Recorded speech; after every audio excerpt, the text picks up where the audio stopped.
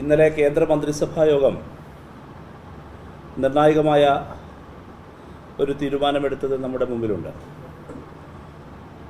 Shri Ramnath Kovind committee റിപ്പോർട്ടിന് കേന്ദ്ര മന്ത്രിസഭ അംഗീകാരം നൽകിയിരിക്കുകയാണ്.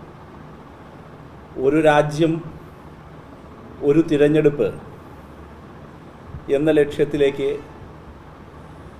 രാജ്യം നീങ്ങുകയാണ്. ഇത് RSS അജണ്ടയാണ്. ഒരു രാഷ്ട്രം, ഒരു ഭാഷ, ഒരു സംസ്കാരം എന്ന RSSൻ്റെ സ്വപ്നത്തിലേക്കുള്ള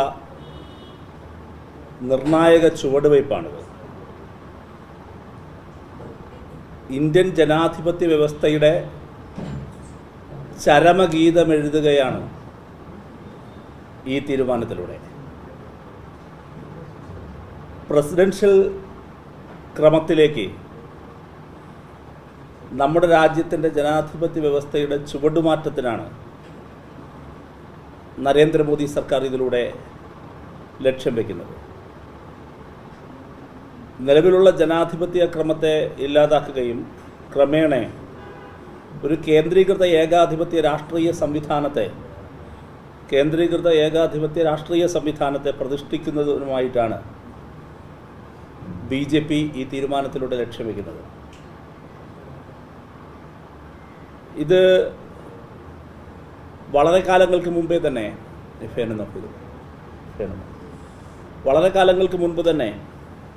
RSSൻ്റെ പ്രാഥമിക ഘട്ടത്തിൽ തന്നെ RSSൻ്റെ രാഷ്ട്രസങ്കല്പം ഞാൻ നേരത്തെ പറഞ്ഞതുപോലെ ഒരു രാഷ്ട്രം, ഒരു ഭാഷ, ഒരു സംസ്കാരം എന്ന നിലയിലായിരുന്നു. ഇപ്പോൾ ഏറ്റവും ശക്തനായ ഒരു നേതാവിൻ്റെ കീഴിൽ സംഘടിപ്പിക്കുന്ന ഒരു രാഷ്ട്രവും ഒരു സംഘടനയുമാണ് RSSൻ്റെ ലക്ഷ്യം. ഏറ്റവും ശക്തനായൊരു നേതാവ്, ആ നേതാവിൻ്റെ കീഴിൽ സംഘടിപ്പിക്കപ്പെടുന്ന ഏകശിലാത്മകമായ ഒരു രാഷ്ട്രം, ഏകശിലാത്മകമായൊരു സംഘടന. RSSൻ്റെ സംഘടനാ രീതിയെ നിങ്ങൾ നോക്കിയാൽ അത് മനസ്സിലാക്കാൻ കഴിയും. സർസംഘചാലകന് കീഴിലുള്ള ഏകശിലാത്മകമായൊരു സംഘടനാ സംവിധാനത്തിൽ നിങ്ങൾക്ക് RSSൽ കാണാൻ കഴിയും. ഏതാണ്ട് അതുപോലെ തന്നെയാണ് രാജ്യസങ്കല്പത്തെ സംബന്ധിച്ചും RSS മുന്നോട്ട് വെച്ചിട്ടുള്ള കാഴ്ചപ്പാട്. ഇവിടെ RSSൻ്റെ 100ാം വാർഷികത്തിലേക്ക് കടന്നു പോവുകയാണ്. അങ്ങനെ RSS രൂപീകരണത്തിൻ്റെ 100ാം വർഷത്തിലേക്ക് എത്തുമ്പോൾ RSSൻ്റെ പ്രധാനപ്പെട്ട ഒരു രാഷ്ട്രീയ ലക്ഷ്യം സ്ഥാപിച്ചെടുക്കാനുള്ള ജനാധിപത്യ വിരുദ്ധമായ ഒരു നീക്കമാണ് അവർ നടത്തുന്നത്. ജനാധിപത്യ വിരുദ്ധമെന്ന് ഞാൻ പറയുന്നത് ജനാധിപത്യ സങ്കല്പങ്ങൾക്ക് വിരുദ്ധമായ നീക്കം. ഇതിനെ ശക്തമായി എതിർക്കേണ്ടതുണ്ട് എന്നതാണ് DYFIയുടെ അഭിപ്രായം. തീർച്ചയായും നിരവധി രാഷ്ട്രീയ സംഘടനകൾ ഇതിനകം തന്നെ ഇതിനോട് ശക്തമായ അഭിപ്രായ വിയോജിപ്പ് കമ്മീഷൻ മുമ്പാകെ തന്നെ രേഖപ്പെടുത്തിയിട്ടുണ്ട്. ഇപ്പോൾ DYFI രാജ്യത്താകെ ഒരു രാജ്യം ഒരു തിരഞ്ഞെടുപ്പ് എന്ന നീക്കത്തിനെതിരെ അതിശക്തമായ പ്രചരണ പ്രവർത്തനങ്ങളും പ്രക്ഷോഭ പരിപാടികളും സംഘടിപ്പിക്കും. ഇടത് യുവജന വിദ്യാർത്ഥി സംഘടനകളുടെ ബൃഹത്തായ കൂട്ടായ്മ DYFI രൂപീകരിക്കും. ഇതിനു പുറമെ ഞാൻ നേരത്തെ സൂചിപ്പിച്ചല്ലോ, വ്യത്യസ്ത രാഷ്ട്രീയ പാർട്ടികൾ ഇതിനകം തന്നെ ശക്തമായ അഭിപ്രായ വ്യത്യാസം ഇത് സംബന്ധിച്ച് രേഖപ്പെടുത്തിയിട്ടുണ്ടെന്ന്.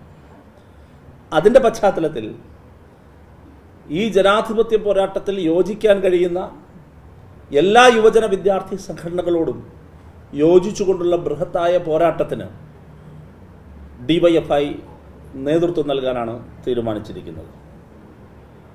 ഇത് വളരെ ശക്തമായി നമ്മൾ എതിർക്കപ്പെടേണ്ട ഒരു കാര്യമായിട്ടാണ് ഞങ്ങൾ കാണുന്നത്. DYFI ഇത് സംബന്ധിച്ചുള്ള പ്രാഥമിക പ്രതികരണം നടത്താൻ വേണ്ടിയിട്ടാണ് നിങ്ങളുടെ മുമ്പിൽ ഇപ്പോൾ ഞാനിന്ന് കാണാനായിട്ട് വന്നത്. അപ്പോൾ വരും ദിവസങ്ങളിൽ ഇത് സംബന്ധിച്ച് കൂടുതൽ കാര്യങ്ങൾ നിങ്ങളോട് വിശദീകരിക്കാൻ വേണ്ടി ഞങ്ങൾ തയ്യാറാകും.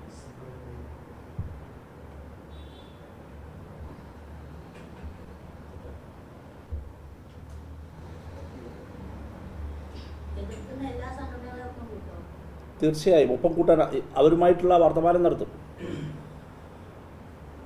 വർത്തമാനം നടത്തി മുൻപോട്ട് പോകും. ഇതിന് വേറൊരു രാഷ്ട്രീയ പശ്ചാത്തലം കൂടി കാണേണ്ടതുണ്ട്.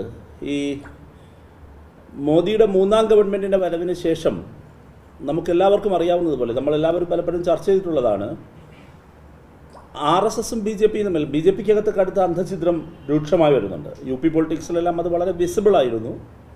മൊത്തത്തിൽ തന്നെ അത് ദേശീയ തലത്തിൽ തന്നെ അത് നമുക്ക് ആ അവ്യക്തത കാണാൻ കഴിയും ഒരുപാട് കാര്യങ്ങളിൽ. ഇപ്പോൾ ഈ സന്ദർഭത്തിൽ നരേന്ദ്രമോദി ഗവൺമെൻറ് എടുക്കുന്ന മറ്റൊരു നീക്കം RSSനെ കൂടുതൽ തൃപ്തിപ്പെടുത്താനുള്ള ഒരു നീക്കം നടന്നു. അപ്പോൾ ഇത് മാത്രമല്ല, മുമ്പ് വന്നൊരു ഉത്തരവ് നിങ്ങൾക്ക് ഓർമ്മയുണ്ടാകും. സർക്കാർ ജീവനക്കാർക്ക് RSSൽ പ്രവർത്തിക്കാൻ സാധിക്കും എന്നൊരു സർക്കുലർ വന്നു. അതിൽ RSSനെ കൂടുതൽ തൃപ്തിപ്പെടുത്താനാണ്. ദുർബലനായ നരേന്ദ്രമോദി അമിത്ഷാ ദ്വന്ദ്ം കൂട്ടുകെട്ട് തെരഞ്ഞെടുപ്പിന് ശേഷം അവരുടെ ഇന്നർ പൊളിറ്റിക്സിൻ്റെ ഒരു കാര്യമാണ് ഞാൻ പറഞ്ഞത്. കൂടുതൽ RSSനെ തൃപ്തിപ്പെടുത്താനുള്ള നീക്കം നടന്നുണ്ട്. ഇതിപ്പോൾ അത് മാത്രമല്ല, നേരത്തെ തന്നെ രാംനാഥ് കോവിന്ദ് കമ്മിറ്റി റിപ്പോർട്ടുണ്ട്, വളരെ നേരത്തെ തന്നെ ആരംഭിച്ചൊരു പ്രോസസ്സിൻ്റെ ഭാഗമാണ്.